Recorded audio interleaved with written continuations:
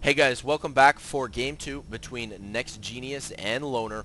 My name is Hunter, and we're looking at a match on Metalopolis. I mentioned in Game 1, and I mean, if you haven't checked out Game 1 yet, definitely look at that one first. It's going to be, it's up on my channel right now, and there'll probably be a link below as well.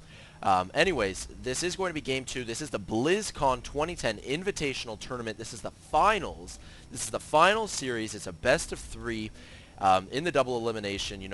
Other games have been played. We're looking at the final 3 matches here, and I'm going to spoil it now. NEXGenius took Game 1 on Lost Temple, a really good battle. Really enjoyed casting that game. So if NEXGenius wins this game, he will win the BlizzCon Invitational.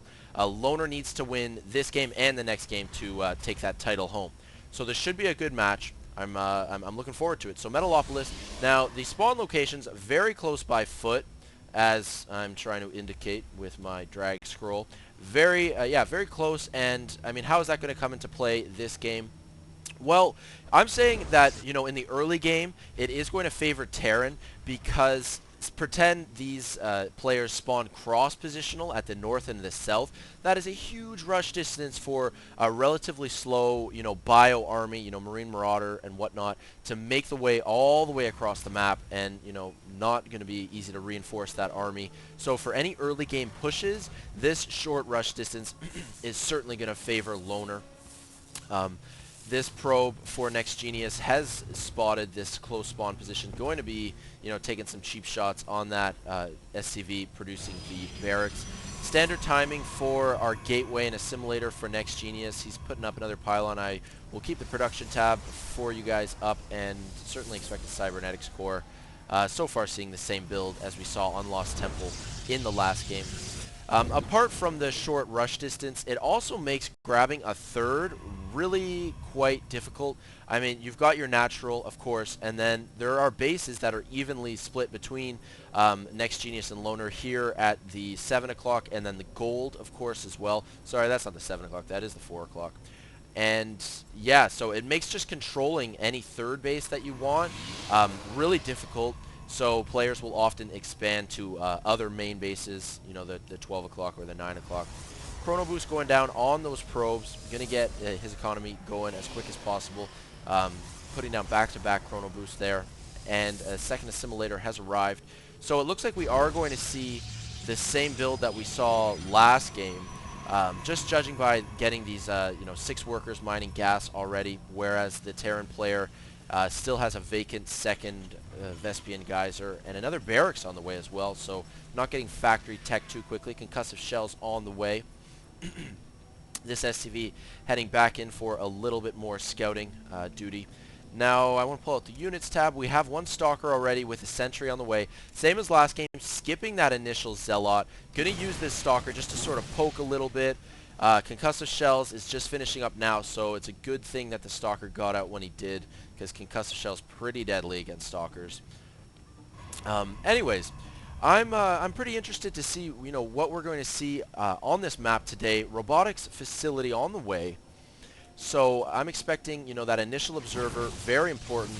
And you know what? The observer played a very significant role in that last game on Lost Temple. But let me just hold that thought. We have this Marine Marauder trying to push. The Marine does get taken out. Barely able to micro that sentry back. And it looks like this Stalker might get taken out.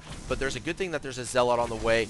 Now, this is actually looking pretty menacing, depending how quickly reinforcements will arrive. 2 probes going to start to go to work on this Marauder as well. First Marauder gets sliced in half. And probes are actually surprisingly pretty decent against Marauders. Marauders are only going to do that 10 damage versus probes.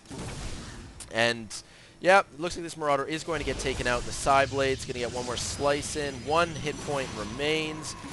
Another Marauder has arrived, taking out 1 probe there, so 1 kill for him. How many kills does this Marauder have? Just 1 as well. So it doesn't look like this harassment, this early pressure is going to be all that effective. 3 kills for this Marauder. So getting some damage in for sure. Units lost, just about even at this stage in the game.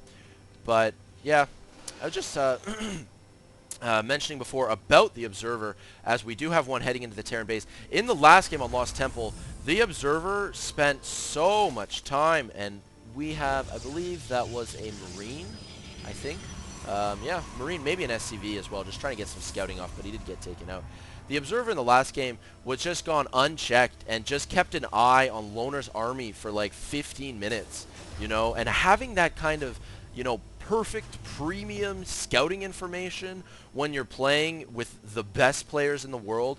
Obviously, Genius is going to use that to full advantage, putting down Robotics Bay rather, following up his initial Observer with an Immortal. One Immortal on the way. So yeah, just about one of everything at this point for Genius, while Loner, on the other hand, going very heavy bio. 3 racks already. Starport on the way, following up the factory. SCV leading the way here, but again, this Observer overhead, and Genius is going to know exactly what's coming. So this is going to be a pretty vital point in the game. These Marines and Marauders are going to try to take out the Nexus. Is Genius going to have the army in time to deal with this? Starting to focus down the Nexus. Zealots leading the way with Sentries, a Stalker, and an Immortal. Very effective against Marauders. Definitely want to get those shots off on the Marauder. The Immortal does a lot of damage to that unit. And you've got to be careful. All the shields depleted from the Nexus and warping in more units, reinforcing. But this is not looking good. This is looking very dangerous. And barely able to get into position, pulling probes off the line, getting a couple good force fields down, pushing back this Terran early attack. Lots of the Terran units in the red, stimming up, maybe over-stimming there just a little bit. But again, just able to preserve these Protoss units as best as Genius can. A lot of his units in the red as well. Do take note, if this was pre-patch, this Nexus would have been taken out, because before it had 1,500 hit points, now it has 2,000. Trying to get a stim up and going to try to take out that Nexus, but it doesn't look like it's going to work. 4 Stalkers and 2 Sentries seem like it's going to be, you know, more than enough to deal with that, and I'm not sure how much more reinforcing is going to go on here. Continuing to poke, but I think that is going to be just about it for Loner here. And looking at the production tab, I mean, we have a command center on the way, so the economic advantage certainly going to Genius at this stage in the game. The income tab is pretty, well, actually, you know what, it's favoring the Terran player for sure. 33 to 24 Harvesters, along with Mules to boot. But the second Nexus for Genius has already arrived, whereas the command center is still on the way.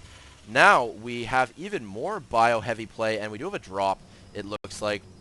This medevac moving in. He's got 3 Marauders, 2 Marines, and scrambling to get back in position. Good thing there's a Colossus there, and these Stalkers are going to try to get some shots off on the medevac. I'm not sure how effective this drop is going to be. Trying to do maybe 2-pronged attack, but, you know, these Marines just idling here. Not even going to bother with that. Got to be careful. This medevac still looking pretty menacing here. Going to try to do some mineral line harassment, see how many probes he can take out. But with a Colossus on the way, this many Stalkers as well as Sentries, ooh, and it goes down. And with that, I am going to announce that you guys got to move over to part 2, because YouTube doesn't allow me to post videos longer than 15 minutes, all right? See you then.